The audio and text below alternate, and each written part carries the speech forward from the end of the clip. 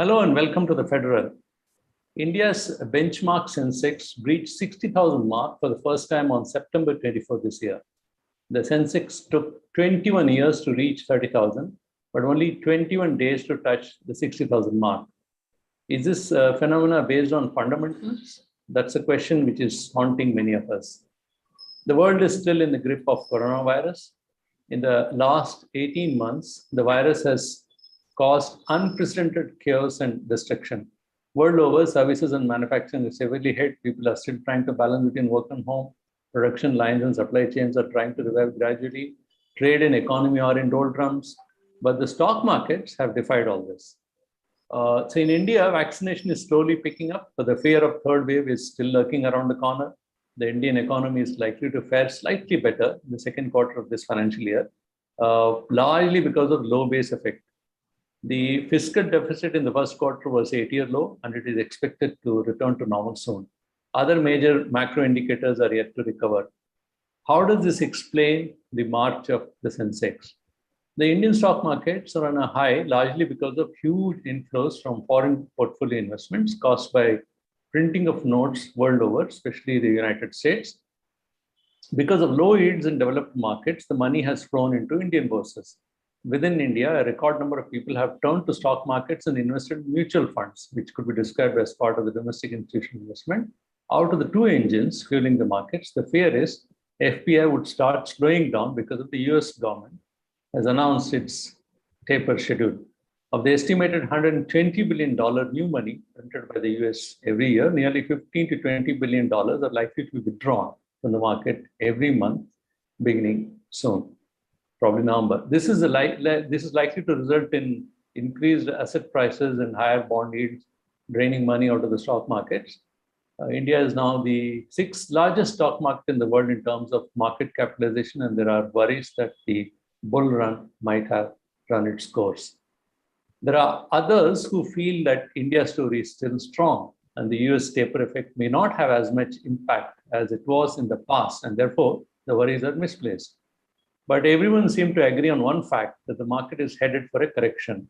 How deep would be, no one knows. Would it be in the range of 5 to 15%, or it could be much larger, say even 50 to 60%? One doesn't know. In any case, the market has crossed 60,000 mark. Should the investors be rejoicing, or we should turn cautious? To discuss this, we have put together an eminent panel of experts. But before we go further, I have a small announcement to make. Please listen to this carefully. Recently, we placed our premium product, the 8th column, behind a paywall. Our website, www.thefederal.com, is still 95% free. We have adopted the freemium model by placing only 5% of our offering behind the paywall. Rest 95%, I reiterate, 95% continues to be free. So the premium section costs ₹365 a year. In other words, only ₹1 a day. Type in www.thefederal.com and subscribe to the section which brings you articles and ground reports that you would rarely find in other publications.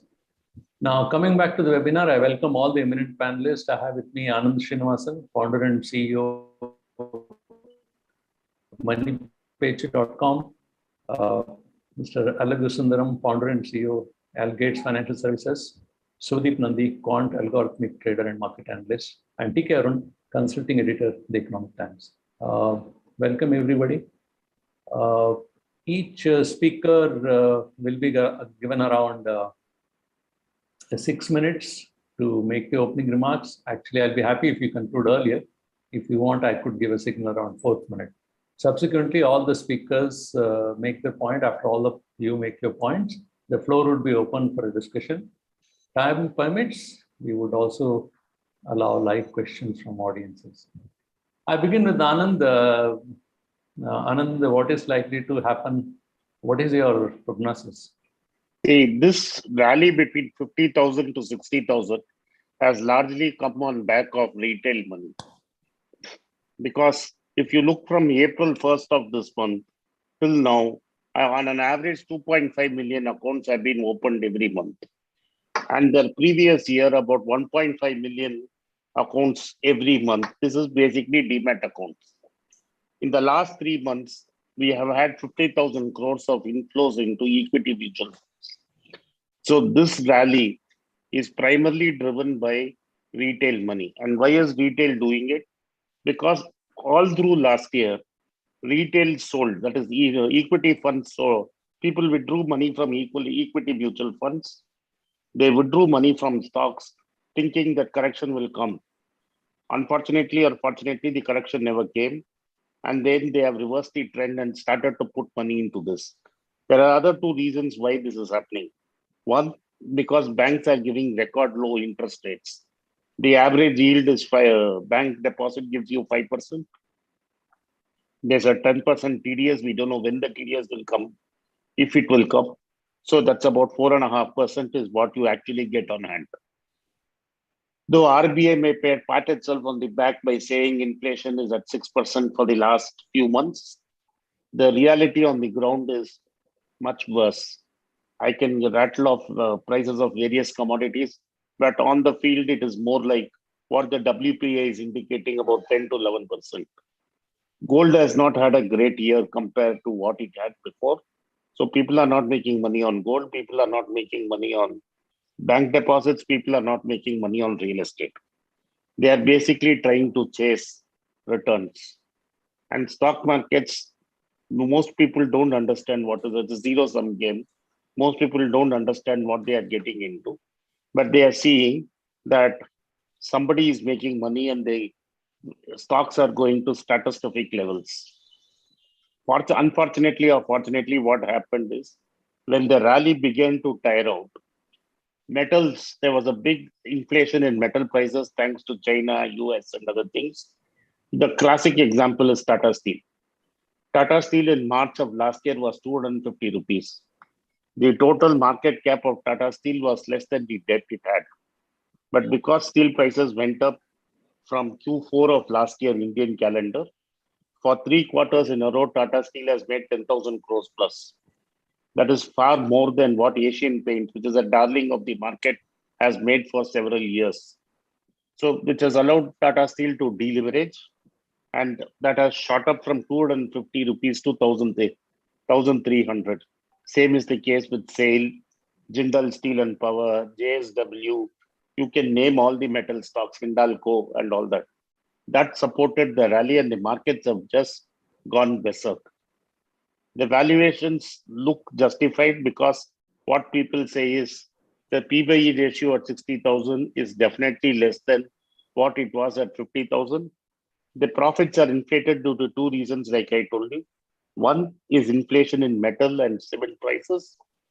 Two, we have that 20% tax cut, which is again, people are not reinvesting money.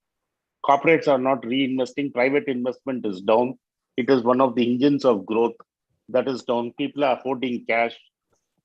Corporates are repaying, leveraging, deleveraging debt. Again, I gave you the example of Tata Steel because that's a very high quality corporate company. All companies are deleveraging. There is absolutely bank credit has not grown.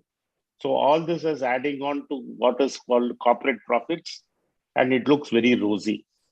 But it is not as rosy as it is because the inflation figures from Western Europe and America are very worrying.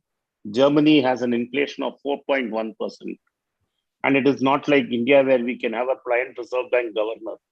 It is constitutionally enshrined that the German Bundesbank has to crack down on inflation. America will delay it till February. Jerome Powell term ends in February. He is hoping for another 4-year term. Elizabeth Warren has already, the Liberals have already fired a shot by saying they will not support it.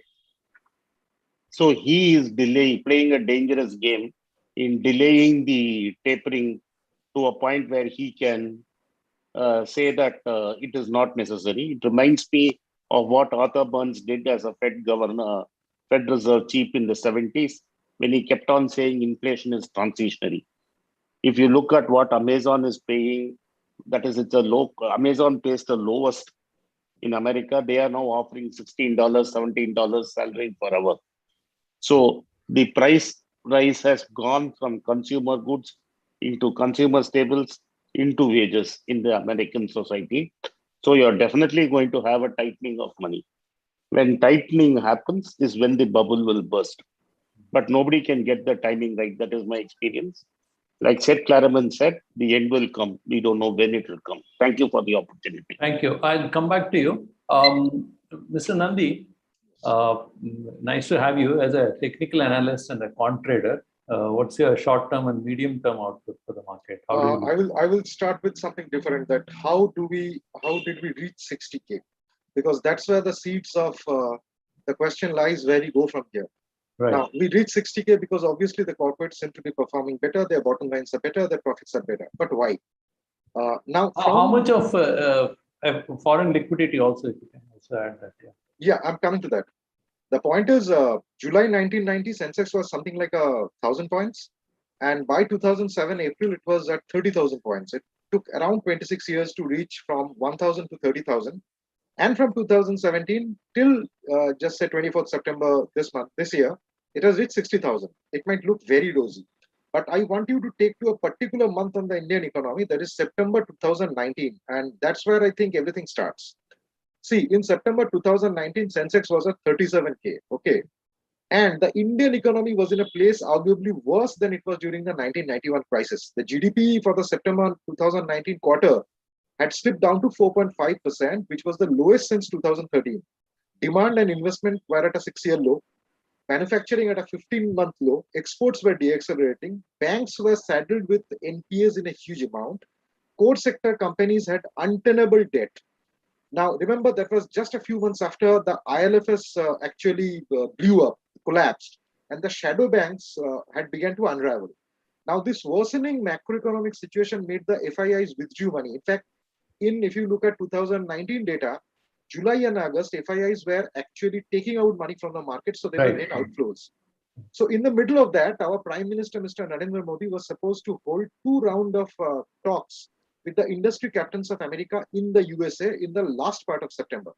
So the Indian government had to find out a very fast fix so that this talks goes out well and foreigners come to India and invest. Now on September 20, 2019, the timing is important.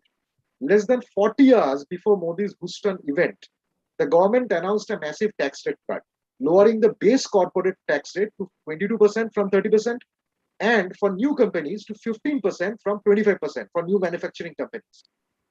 This, quote unquote, historic rate cut meant the government was foregoing 1.5 lakh crores in tax collections, which meant this 1.5 lakh crore was instantly added to the bottom line of the corporate India, correct?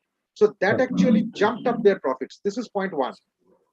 Point two, the government was foregoing a lot of tax revenue like 1.5 lakh CR. Now, how was the government balancing its books? Simple. If you look at the 2014-15 excise duty collected on petroleum products, it was 99,000 crores in 2014-15. By 2019-20, this has reached 2,23,000 crores, a straight bump up of 1,13,000 crores. And in the first 9 months of 2020-21 financial year, it was like something like 2,23,000, and by this whole financial year, it is like 3 lakh crores. So from 99 lakh crore, if we come to 3 lakh crore, government is getting an extra 2 lakh crore of excise duty from petroleum. It is high prices. So that corporate India tax cut has been covered. So here the line would be, in a sense, you and I, or even an auto driver in Chennai, is actually bearing the brunt of cost, which is actually added to as corporate India profits, right? So that is actually fueling the stock market, where the absolute common people are paying for this particular rise or corporate profits without having any connection to the markets at all. Now, the second point is obviously the foreign investor flow. I will give you a figure. In 2018, the foreign FII investments inflows were 53,000 crores. 2019, it was 72,000 crores. Now, again, July, August were actually outflows. Then it picked up after the tax rate cut. 2020, in the pandemic year, it was 1 lakh crore. And 2021, January till date, it has been something like 24,000 crore. But there's a very interesting nuance in this data. I will come to it a bit later when I'm finishing my speech. And Sure. why is this money coming in? Because of the Fed quantitative easing. Interest rates almost zero. Fed is buying $120 billion of government-backed bonds every month, 80 billion in treasury debt and 40 billion in mortgage-backed securities. Now, simple explanation, if the Fed is buying bonds in the open market, it increases the money supply in the economy by sorting out bonds in exchange for cash.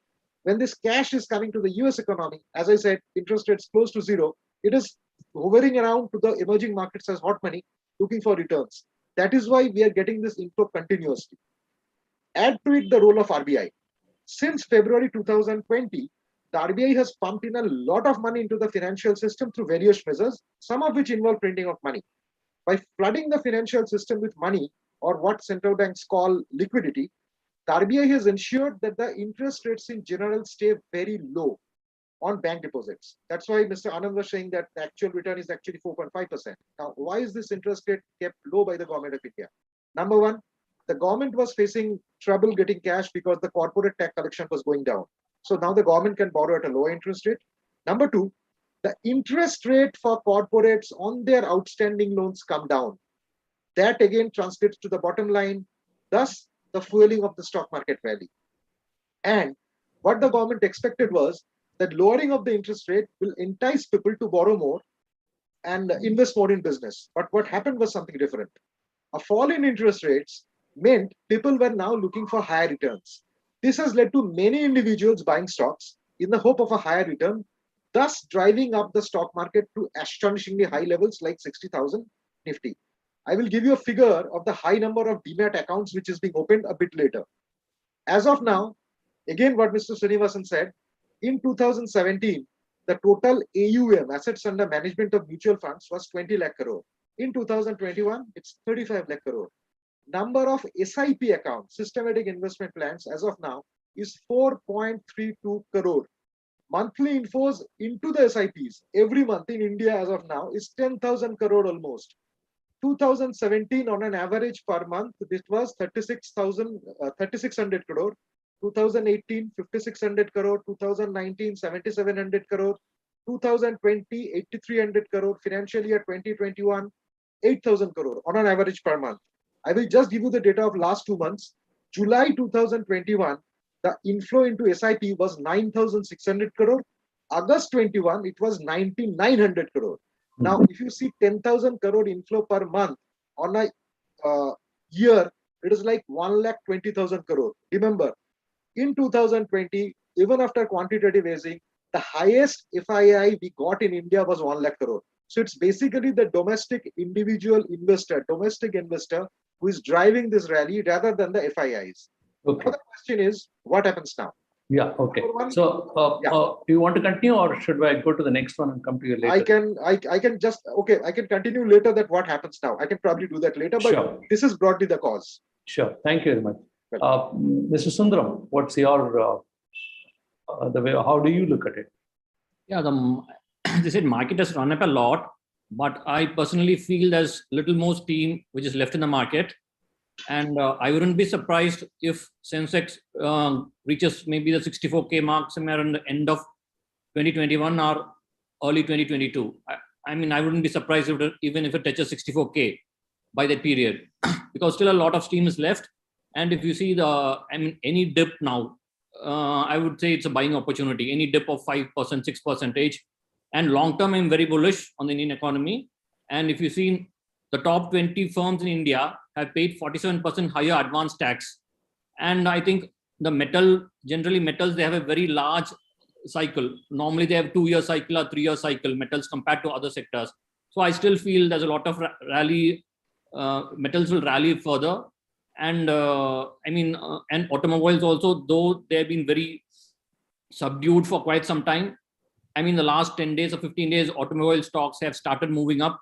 Maybe they will take the markets ahead. Maybe in the next couple of months, they will take the market. How are you saying that apparently, the cars are all you're not getting off the shelf? Some of the good brands, you have to wait. There is a waiting period. I couldn't hear properly. No, I'm saying, how are you saying that the autos could do well, the auto sector?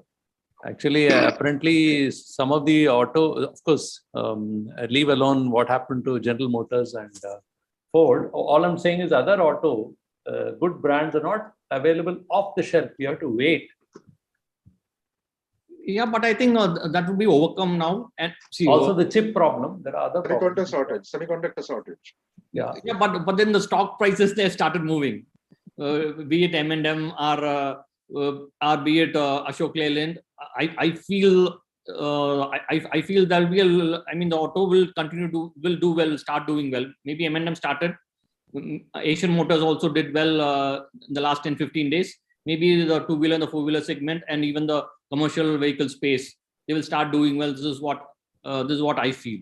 And I feel that is, I mean, any dip right now, it's just a buying opportunity. And even if there's any correction of 10% also, I mean, you can just buy into it. And I don't feel there will be a major sell-off. I don't feel any reason for a major sell-off, at least for the next 4-5 months. Maybe after that post-budget or maybe the next earning seasons, how it pans out to be, we have to watch and see. And IT, I feel, has run up a lot. And IT is one sector which has pushed up the index to 60,000. All the IT stocks. And I think there'll be a pause in IT, at least for the time being. IT, there'll be a pause. Maybe other sectors, people can focus on other sectors. And I think mid-cap and the small cap space, there is still select mid-caps, small caps. There's a lot of steam left in them. Okay. And also the chemical space, the specialty, all the chemical stocks, be it Tata Chemicals or I mean there are this RT Industries. There are a lot of chemical stocks which have also done well in the last 1.5 months. Okay.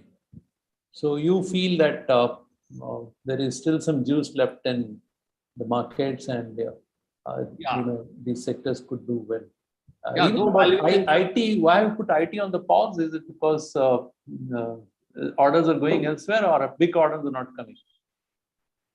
I mean, maybe the valuations are little stretched in that segment. Okay. Okay, thanks. I'll come back to you. TK, so I want to ask you this. How do you look at, I mean, you can give your own prognosis before we go ahead, or I would rather have to, like you to look at the macro issue, and then tell us how do you see that. So let's look at something very fundamental.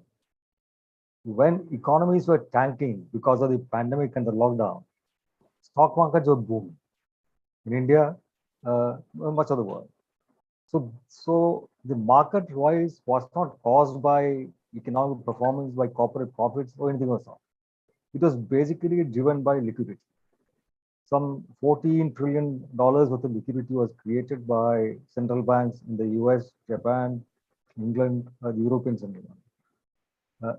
And this is actually what is making the markets go up. Now, how much can this be sustained? How long can central banks sustain creative liquidity? Obviously, they cannot. But the question is, can they suck this liquidity out of the system in a hurry? They cannot. So why, at a time when central banks around the world announced their decision to taper their quantitative easing, there will be a shock in the market, and you might see some volatility in stock prices, money flows cross-border. So long as this liquidity remains in the system, it cannot but keep prices afloat for some time. So I see a period where there will be quite a bit of volatility because of money, the tapering commencing in the US. It has already commenced in Europe. The European Central Bank has stopped, reduced the quantum of corporate bonds they buy and some government bonds they buy. And this has already created some impact, but not much. German interest rates are no longer negative, they are close to zero. However, this $40 trillion worth of liquidity cannot be sucked out in a matter of months. It will take some time. So long as liquidity is around, you cannot but have stock markets still feeling the effect of liquidity. Now, where they will allocate it, which way it will go, nobody can say for sure. But what is clear is that the Indian stock market is at an 80% premium to other emerging market players. which means that India is primed more than other markets to go down. If at all there is any lack of concern, lack of confidence in emerging markets as a class, then India could suffer more than other economies. At the same time, I think economic revival in a real sense is underway around the world, in the US, in Europe, in India as well. I mean, after all, pandemic creates a very low base from which it's not very difficult to grow. Apart from that, some of the cleaning up of the bank lending, excess liquidity, etc., is being undertaken, which will free up the banks to start lending once again, and hopefully people will start investing. Now, the big ramp up in the price of metals, that should be an incentive for at least the metal firms to start investing more, and they are investing. You can see fresh projects opening up in Odisha, in steel and aluminum and all that. So I see a period of great volatility, and after that, market sort of stabilizing and then sort of closing off. But whether that happened to the extent we are used to in India, I cannot say for sure. Now, what I'd like to do, bring one more thing. What can be done? Where can you put your savings? If stock markets go down, then what should the individual saver do? Where can they put their money? Small savings are very low returns. Bank deposits are very low returns. Bonds, obviously, even if you have a slightly higher return, this is still not enough to sustain the kind of return you're not used to in the stock market. So where else can you go? One way is to actually diversify away from the Indian geography.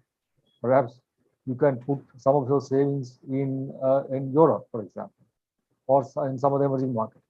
The Chinese market is undervalued as compared to India. The European market is definitely undervalued as compared to India. There's a Morgan Stanley podcast, Thoughts on the Market, and their view is that the European market is relatively undervalued, and the European economy is expected to grow more robustly next year. Of course, by their standards, and not like the Indian or Asian rates of growth, but by their standards, Europe is supposed to do much better next year.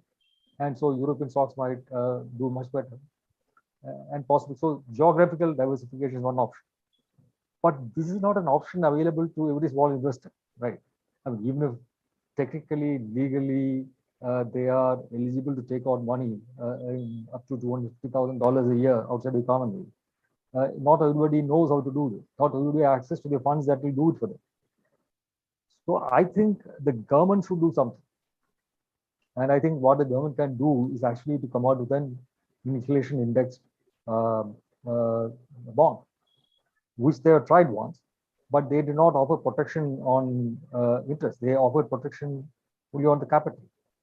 In the US and Canada, you have instruments which offer protection against inflation, both on the interest that you earn and on the capital that you invested. If you do something like that, then savers will have a real option. That's all. Yeah, TK, thanks. But there's one data I read. It's according to Ask Investment Managers. India's FPI flows average around $17 billion between 2019 and 2021 versus $20 billion in 2012 and 2014. So if you have to compare 12-14 with 19-21, it's not much. But your entire argument is resting on the fact that it's FPI flows. Inflows, yeah. See, when you say FPI might not be the only thing. I mean, what is called domestic investors? I mean, I don't know. Money has a way of crossing borders in various ways. Right. I mean, half the money that we claim as FDI is probably Indians' own money, which they are routing through other parts. When interest rates are ultra low in the developed market, those funds will flow to markets like India, where the rates are much higher. What form they take, what route they take, whose portfolios they're coming through, we don't know. I'd like to just bring in one more thing. Yes. Suppose Biden's, all these $1 trillion packages that he's talking about actually comes through, even in a mildly truncated form.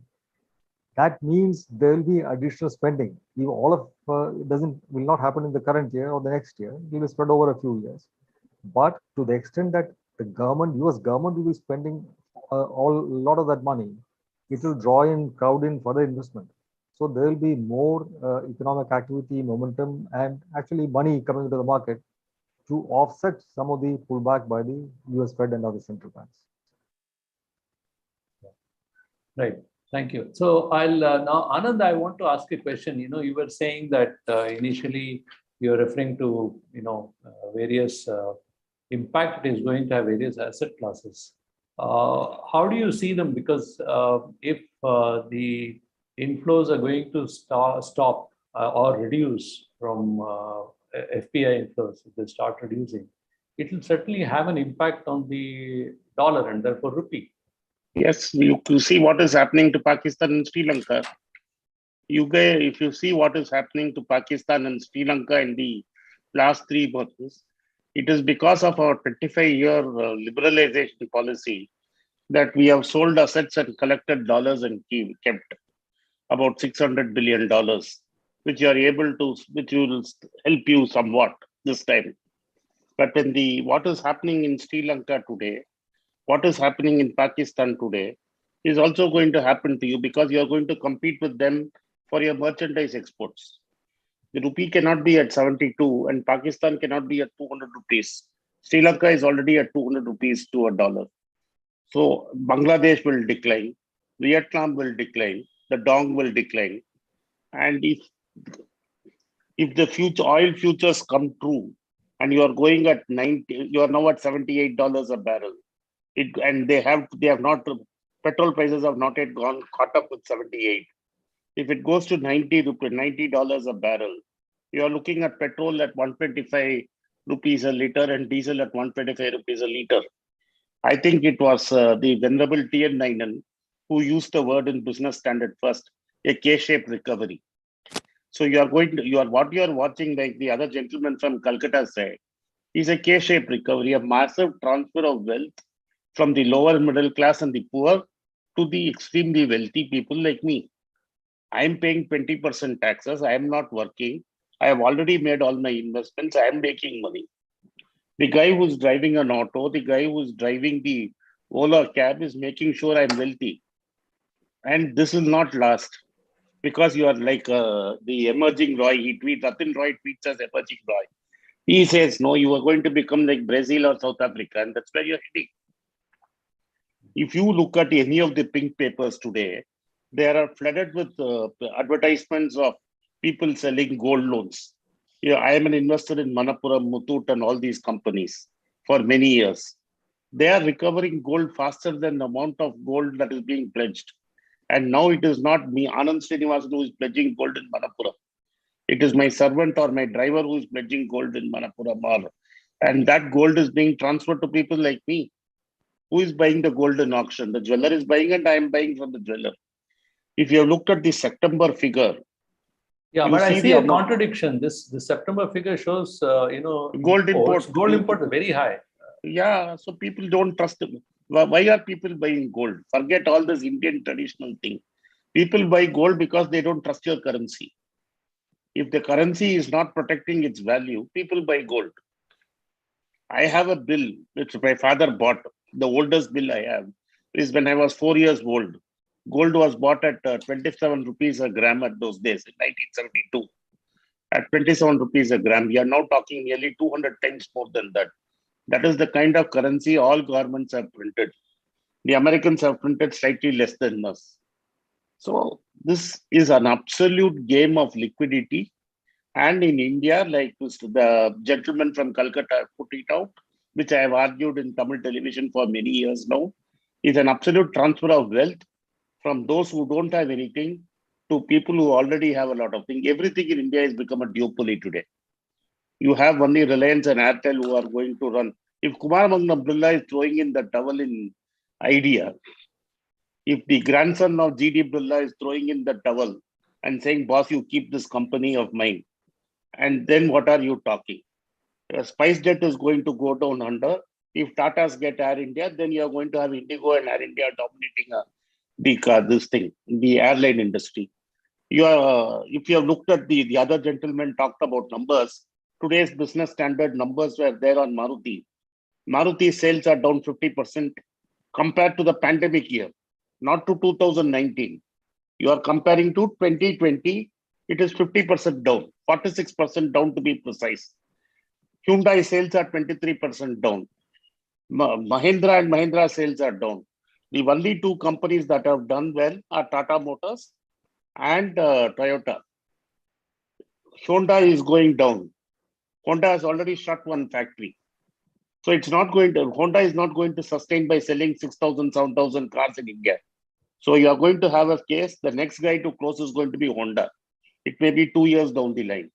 Across sectors, the policies of this government has made sure 2 or 3 people will own the market. Bajaj Auto has survived to a great extent because they diversified and 40% of their market is coming from exports. You look at, I have not tracked Hero in the last 2 months, but about a month back, Hero was at a 52-week low. I bought some, so I know that. Hero was at a 52-week low. And this entire economy of yours running on fleecing the middle class and the poor on fuel taxes is going to end. There was an interesting article in Quint which talked about milkmen in Haryana who have stopped using the Hero motorcycle and using Hero electric scooters. And it is coming in the next 5 years. More than 50% of your two-wheelers is going to be electric and your petrol consumption will begin to drop. Then from where are you going to find the tax revenues? I don't know.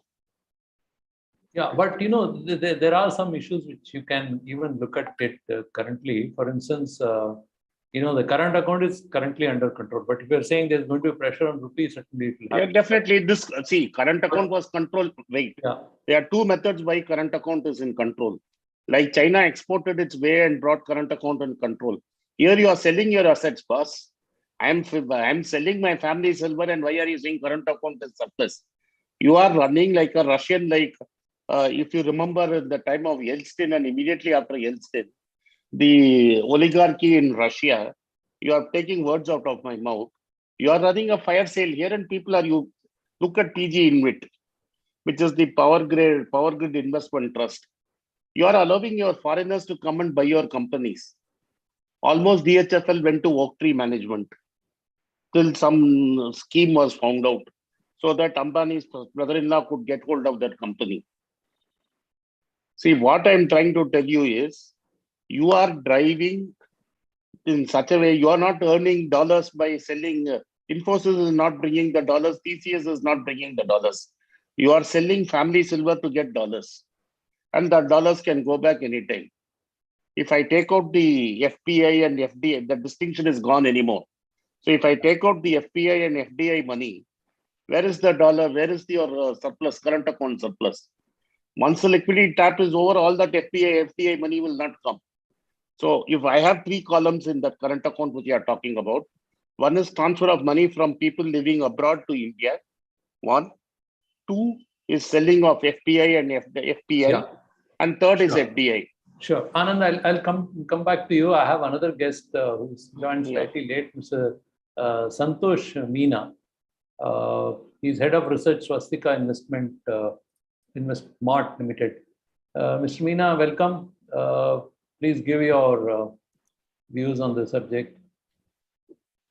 Thank you, sir, for the great opportunity to share the stage with prominent market expert with decades of experience. I will try to add some value to this session. First of all, congratulations to all the market participants for the new milestone in the market. And I'm very grateful to be the part of this market because it was among few places which did the job of bringing smiles to the face of people when there was so much pain and negativity around the world. And the market is proving one important law of nature, right? By the way, it's only 8 crore people perhaps invest in the stock market. Okay. So please go on. Sorry. Okay. Okay. The market is proving one important law of nature, right? That anything or anyone goes through tough times becomes stronger, and market surprises everyone on the street with its powerful bounce back. But now the important question is that how to approach the market from here. Many people have feeling of missing out. Many have concerns about valuation. Some are fearful and some are hopeful. According to my understanding, we are in a classical bull market that started in March 2020, and I believe we haven't completed 50% of the path. So this bull run may continue for the next 2 to 3 years. However, intermediate correction will be the part of this journey. If we talk about the last big bull market of 2002 to 2007, where Sensex moved to 21,000 from 2,900, that is 7 times. And there were multiple correction of between 5 to 15%. And there were two instances of more than 30% correction. If we talk about current bull market, so we didn't see any meaningful correction yet. And I believe there are some ingredients that are suggesting that October month could be the month of correction, where we can see 5 to 10% correction. But any correction will be a great buying opportunity. This correction will be imported from global markets amid worries of inflation, growth concern in China. Actually, we are outperforming the global markets, but may see some mean reversion if crude oil and dollar index continue to rise. Many people have concern about valuation because if you look at the PE of 27 and market cap to GDP ratio of above 125%, then definitely market looks very expensive. But the market is forward-looking animal and it believes in normalized earning because last financial year was abnormal and now economy is showing a strong bounce back. The bull market was started with global liquidity, but government policies, improving sentiments, and some structural changes like China plus one policy are making this bull market more promising.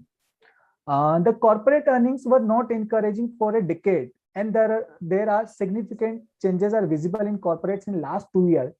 We are seeing very healthy balance sheets of corporates because they are cutting out their debt significantly. And if I listen to interviews of management, then most of them are talking about the capex, which we were missing for a long time. The banking system is in very healthy stage to support the economy, as we have already seen the worst of NPA cycle. If you look at the market rally from March low, then it looks stunning. But if we look at the performance of the market of last 10 years, then CAGR return is less than 15%. So therefore, the potential of Indian market has to unlock. Sensex is at 60K and it may cross 1 lakh mark very soon. But correction will be the part of this journey. 80s bull market was led by Japan, 90s bull market was led by USA, and early 2000 bull run was led by China. So can this bull market will be led by India? Finger crossed. So these were some points which I wanted to highlight in front of investors. Thank you for the opportunity. So what kind of correction you expect? Will it be very? Immediately. Will it be small corrections or one deep correction? Sorry. Or I think there will be major sharp correction in Indian market. But if I'm looking the charts and structure of the global markets, then they are showing that there might be correction of 5 to 10%. If talk about the level of Nifty and Sensex, Nifty can go to 16,700. It can go to 16,000. Sensex can go to 56,000, 53,000. But that will be a good buying opportunity. Okay, thank you. Mr. Subhadeep, I'll come back to you. I think you're trying to finish your point. If you want, you can continue. Otherwise, I would ask you a question. Yeah, thank you. I will just finish my point. Yeah. Now, I initially gave the logic that how we came here and why we came here. Now the point is why we go from here. So the biggest question people, obviously everybody knows, is when the Fed decides to taper the quantitative easing, that we should have a lookout for. And another major issue many of you spoke about is basically that a lot of foreign investments are coming in, FI money are coming in. Let me share a very interesting figure. I will give you some background on this. Every month FI inflows in India, just listen to this. November 2020, it was like 66,000 crores. Okay. December 2020 was around 50,000. January was 14,000 crore. February 18,000 crore. March 2021 11,000 crore. One way in. The fund starts from this financial year. That is April 2021. There was an outflow of 12,000 crores. May there was an inflow of 1,300 crore. June was an inflow of 3,000 crore. July was an outflow of 19,000 crore. August was an inflow of 136 crore. September was an inflow of 7,000 crore. To sum it up, from April till September, this financial year, we have net FI inflows of 6,000 crore. Just to put it in perspective, last year we were having 50,000 crore per month. Even we had months like those, right? And per month SIP is basically 10,000 crores. And the whole FII game, that FII money is coming in, is not that true. They have turned extremely cautious. 6,000 crores from No, April hold to on for a minute. Let me understand. You are saying April to September only net 6,000 crores. Absolutely, I have the figures. If you want, I can send you the chart. Mhm. These are SEBI figures. Okay. I will give you month-wise breakout. Yeah, probably April- match inflows and outflows. Okay, fine. Yeah. Net, I'm talking about the Net. net. April was first net 12,886 crore outflow. May was 1,380 crore inflow. June was 3,326 crore inflow. July was 19,847 crore outflow. August was 136 crore inflow. September was 7,000 crore inflow. Net 6,000 crore has come into this market since April 2021.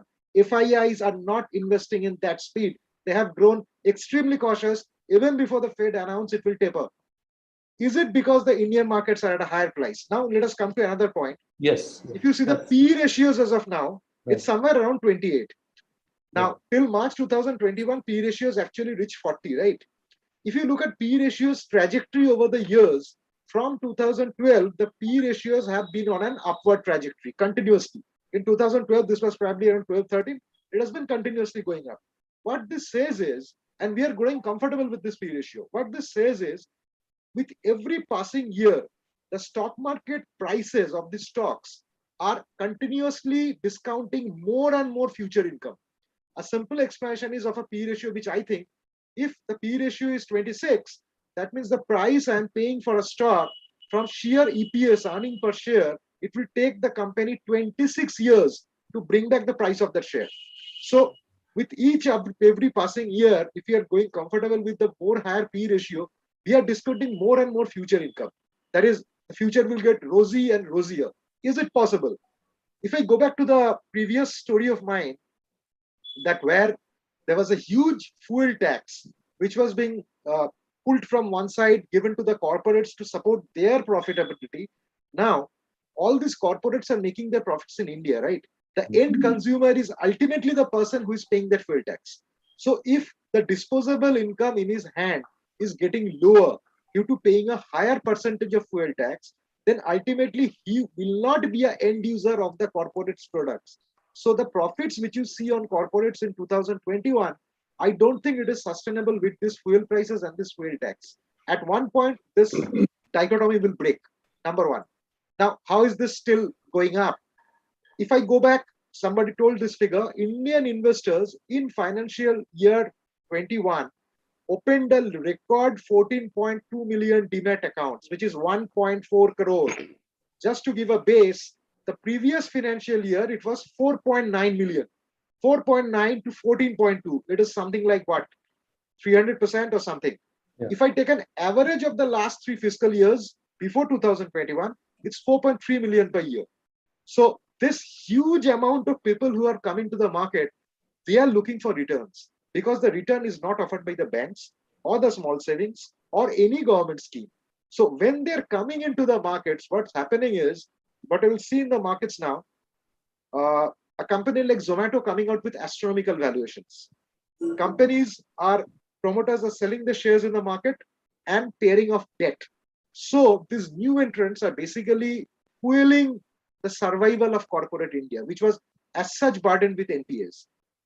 What happens for now, I will tell you 2 stories and it will be in a very funny manner. Number one, there's something called a greater fool theory in the markets, which says that you can make money buying overvalued securities, even at 60,000 Sensex, if you can find someone who will buy the stock at a higher price than you. That is, he's a greater fool than you, who is willing to pay a higher price. Eventually, the market will run out of fools and prices will sell off. Now, due diligence is obviously recommended for every one of us to understand that we do not become the greater fool. It can happen at any price. Point one. Point two, and I will finish my speech here. Think of the markets as of now as a gigantic party going on. There's a lot of drinks, a lot of food, music is blaring, everybody is dancing. Nobody knows when the party will be. You are having a lovely time, you are having a great time. I will suggest, if you are enjoying the party, do so, but stay close to the door. So when the party stops, you should be the first guy out of the door. This is where I will end. Well, so this is a question I want to now pose to, I think Mr. Sundaram should take this question. The P ratio, he's saying it's almost 28. It's high. Book value is again expensive. Yeah. One more point. Yeah. Actually, I promised myself I won't go into quantitative to Venkat, so I did not go in. If I do a historical mean of the P ratio, we are above 3 standard deviations away from the mean. Yes. So that's pretty ridiculous, actually. So proceed. Yeah, sure. So I want to ask Mr. Sundaram, if you look at market cap, GDP, you want to look P ratio, book value, everything, all seems overpriced, but you still seem to be very hopeful. See, valuation can be stretched even over a period of time. Valuation can be stretched, and I think if earnings catch up with valuations, I don't find any reason to get panicked. And intermittent corrections will definitely be there, and bull market corrections are normally very violent, will be very sharp, will be very violent, and they will get over quickly. But every correction, every correction or every dip, I would say it's just a buying opportunity. And like Mr. Santosh Meena was saying, I don't find why India should lead this time. The market rally, why it shouldn't be led by India this time. I'm also very bullish in the long term. I'm also very bullish. And if you see the public sector banks, just now they've started moving up. After a long pause, they've just started moving up. Maybe in the last 1 week, 10 days, all the public sector banks have started moving up. And even the public sector companies, public sector undertakings like Coal India, be it Coal India or REC, they have also started moving up. And one more reason is when you see all the cases, the insolvency under the Insolvency Banking Code, they are getting, they're not taking a very long time. Earlier, it was a debt recovery tribunal where the banks had to go. Leave the large ones. There are a lot of small, medium enterprises who end up with who end up in the IBC. And I think the insolvency resolution professionals are taking charge soon. And I think the cases are getting closed. If you see the NCLT figures, the number of cases which get disposed of, they're getting disposed of sooner than earlier when it was the DRT. So like all these banks, they're at least getting something back. I think the cases are getting resolved soon, I think. Leave the large ones. I'm not talking about the very large companies. I'm talking about the medium ones and the smaller ones. The disposal rate is very fast compared to what it was maybe 3 years or 4 years back. Okay. Yeah. Santosh, you seem to be another person who's really, bullish about this. But what would be your investment advice? Because you see, of course, Mr. Sundaram says it doesn't matter if things are overvalued. And, we have another interesting perspective where it says, who's a greater fool amongst us? Somebody is trying to find that out. What would you say in this scenario? Actually, yes, as I said, we are in a structural bull market and it may continue for a long time, but things won't be so easy from here. So investors have to be cautious and very selective and have to be disciplined, and they have diversified portfolio. And one of the best way to approach this bull market is the SIP route without worrying volatility. And if you will ask me about which sector can do well, then if the leader of this bull run is IT sector or technology sector, and it may continue to do well despite having expensive valuation, because there are structural changes that are leading to serious re-rating of this sector where P of 30 has become new normal. But I believe that economy facing sectors, mainly capital goods, infrastructure and real estate sectors, may outperform and create great wealth for the investors. The capital goods and infrastructure sectors are coming out of 4 years of bear market, or can say 14 years of vanvas. Similarly, real estate sector didn't perform for a decade, and last 5 years were very painful. But now we are seeing a strong recovery on the back of low interest rates, supportive government policies, stamp duty cut, consolidation due to RERA, and most importantly, improving sentiments. So there are plenty of opportunities to make money in this sector. Investors should focus on these sectors, but they should be very selective and should focus on quality stocks. This is my advice. One point, Realty Index P ratio is already 70. 70. Yeah. So do you buy here? it looks expensive, but we are seeing a strong recovery, and this momentum is likely to continue. Most important thing, sentiments and improving. And if you look at the volume has started to improve, and I believe volumes have real estate sector have bottomed out in terms of volume, and I believe it we will see price to also bottom out from here. But on real life, you're seeing whether on Delhi NCR or on Mumbai, even in Mumbai, I used to stay in Mumbai, there's a huge unsold inventory which is lying around. I mean, there are no buyers. How do you explain that if real estate is still booming? Even in Kolkata, Bangalore, I was just at Pune, there also, no GST, this amount of discount, rental income. I mean, the inventory which is there in India is huge. And if you take a very rough calculation, how much demand is there per year, the unsold inventory which is there in India as of now should take around 7 years to clear. So how do you kind of take into these two factors together, that you're saying real estate sector is booming, but there is no demand offtake on the actual sector where there's a massive amount of inventory. And you Yes, will I agree. obviously see, and you will obviously see Mhm. that the real estate companies are the companies with the biggest NPAs with the banks, whether it's DLF, whether it's other firms. Already we had DHFL go down the drain, we had ILFS busting. So how do you bring this, all this, forget stock prices, they move according to sentiments, I understand that. But unless there are very strong fundamental demand, can it go continuously up, or it will be another replay of the 2008 GFC? Actually, we have already come out very period of pain. Last 10 years were very bad for the real estate sector. That now things are improving, and market is forward-looking animal. You know that, and market is betting on real estate sector, and we are seeing, especially IT recovery in IT sector, job high wages, which is leading to residential income and supportive government policies like Pradhan Mantri Awas Yojana, low interest rate, stamp duty cuts. They are improving sentiments. I'm in Indore. There is a huge demand in real estate sector. Yeah, in metro there is still. Oh, sorry, there is some electricity issue, but yes, there is a demand to pick up from here, and I believe we have bottomed out, and we have seen worse time in real estate sector. Okay, thanks for your view. Yeah, quickly, TK, see, Anand is of course saying it's a duopoly. He's taking a completely different line. Subhadeep is of course given a very different perspective. But the point is, you did say that the economy is on path to recovery. Of course, even the vaccination is slightly improving. And there are a couple of decisions this government has taken. The retrospective taxation is one. Second is on deferment of for telecom sector kind of relief given. Then Bad Bank has got approval. You think some of these would impact because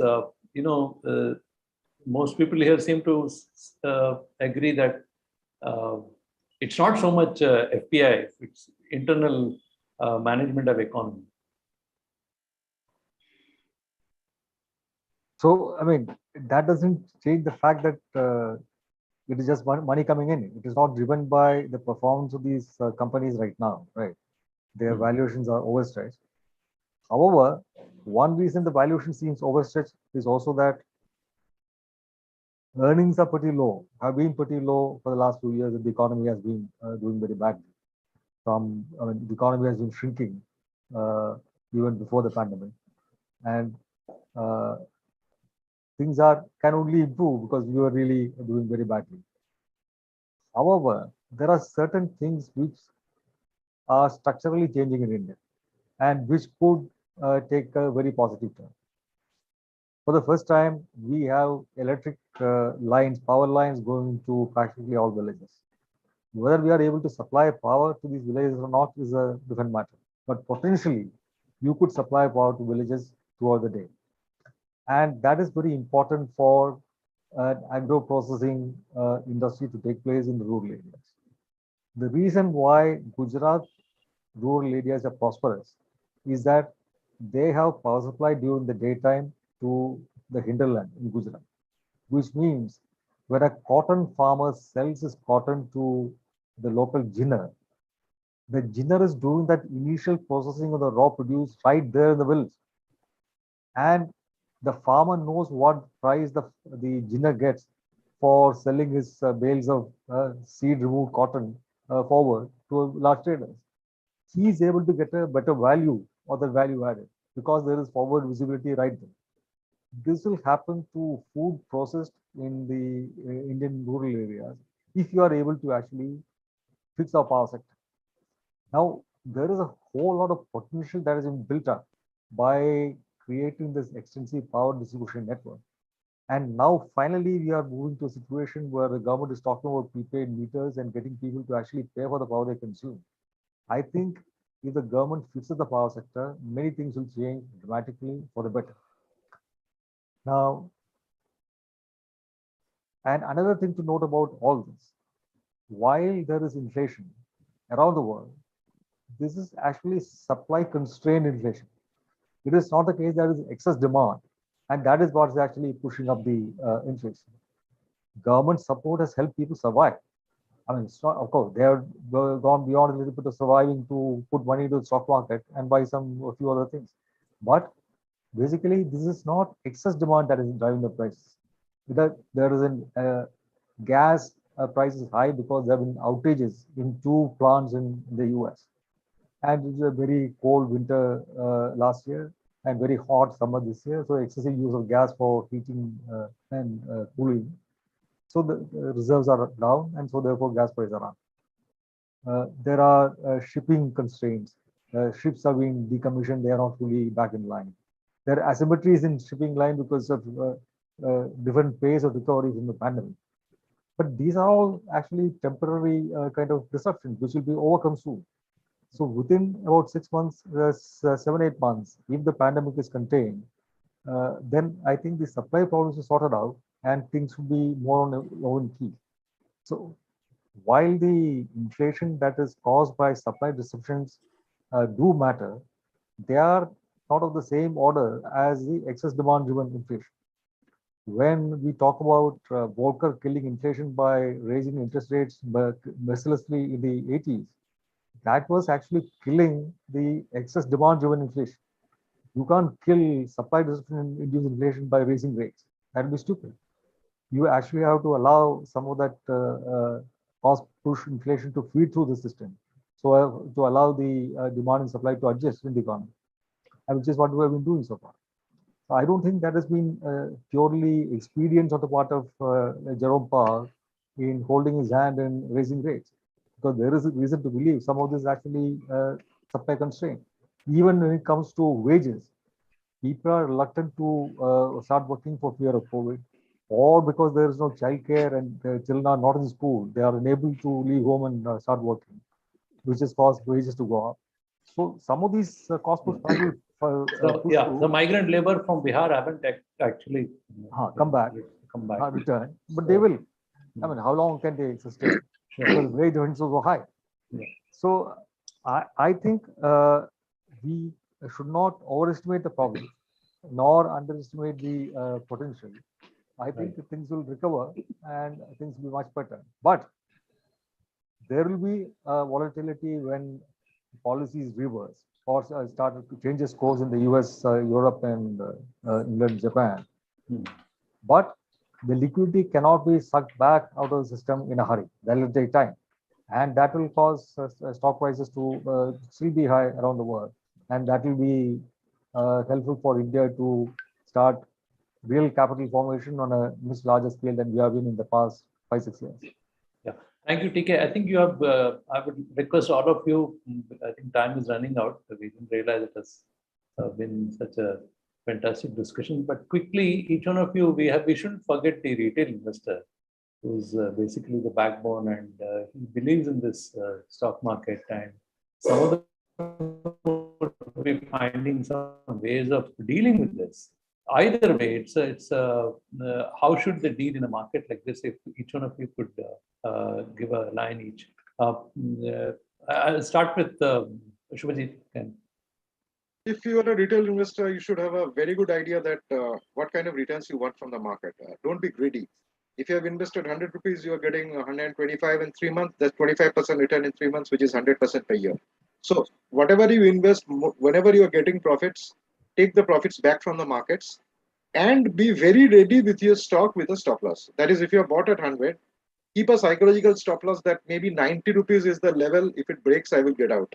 So what we saw in the previous crashes were, since it was a bull market and every dip was getting bought into, from 100 came to 90, came to 80, came to 70, nobody got out and the stock went down to 2 rupees. Don't make that mistake. Whenever you get in, remember a place where you need to get out. Remember the story of Abhimanyu from Mahabharata.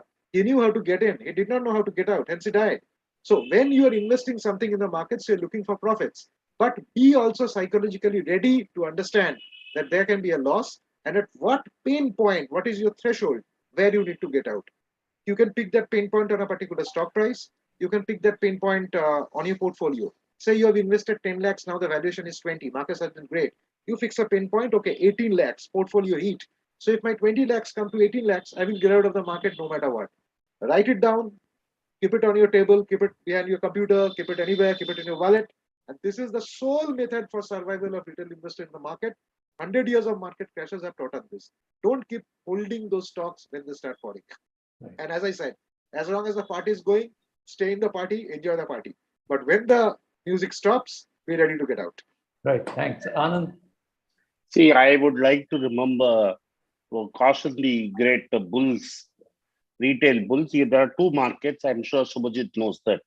When the Great Depression came in 1929, and the depression ended by 1939 as such, when the Second World War ended. The high of 1929 did not cross till 1954. So after the roaring 20s, as they called it, and when the markets corrected, it took 25 years to come back to where it was originally. Okay, you may say that is before when it was gold era. Now come back to our good friends in Tokyo, Japan. 1990 top. 1989 top of 40,000 in this Nikkei. It dropped all the way to 8,000 and nowhere near 40,000 still, in spite of so much. But can you? It's actually a advanced, stable market. No? Can you compare? No. Huh? Sir, markets are. I want to quote the great Lord Keynes. I am a great fan of Keynes, and Keynes was one of the greatest investors of all time. He said markets can remain irrational longer than I can remain solvent. So if you are a retail investor, look at your solvency, you look at your liquidity.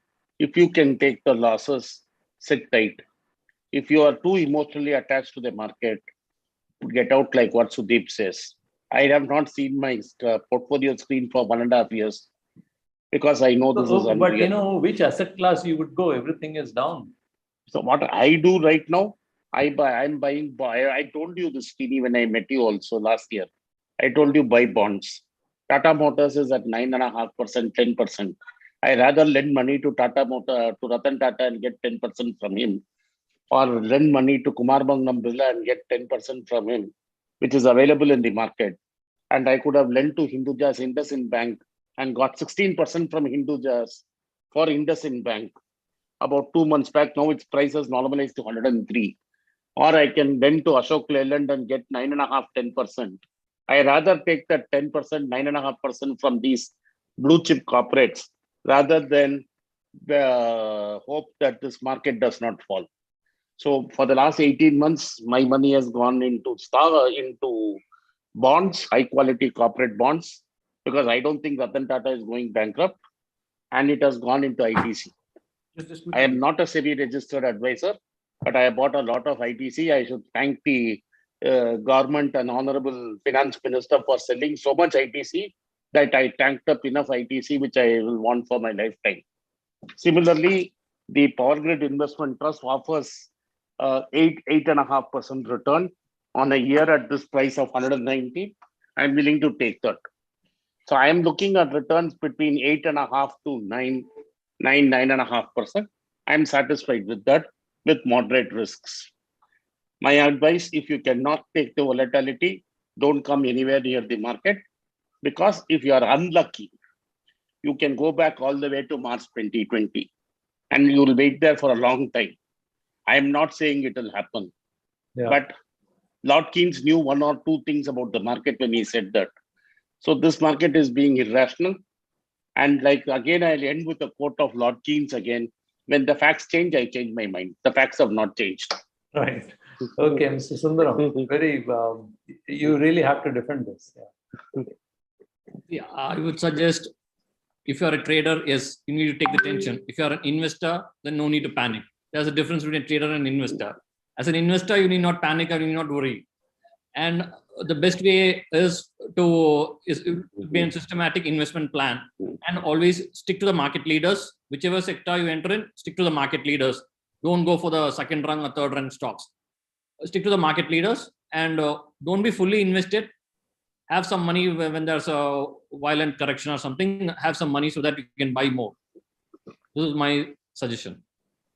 Right. Okay. The most important thing is stick to the market leaders. Right. Is Santosh still around? Santosh, I think is left us. Okay. Fine. I think you had a bad connection. So it's actually the opinion is as divided as a political opinion. The polarization not just happens in politics; it's equally true for markets. I think it's much more intense here. Thank you very much, everyone, for being here on a Saturday evening on Gandhi Jayanti. I thank TK, my friend. I thank Mr. Sundaram. I thank Subhadeep. Thank you, sir. Thank you for having me. Yeah, very nice to have you. Thanks, Anand.